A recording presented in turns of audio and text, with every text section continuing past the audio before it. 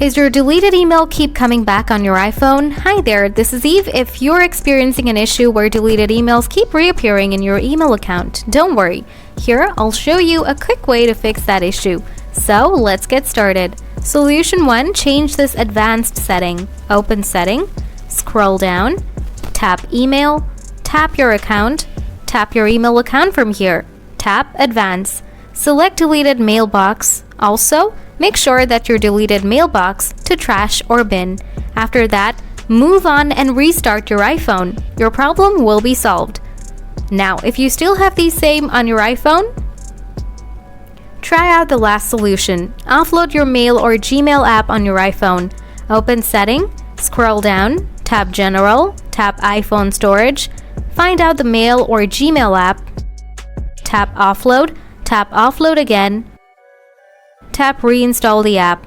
After that, your problem should be solved. Now, if you still have any issues and your deleted email is coming back, please let me know in the comment section. Thanks for watching.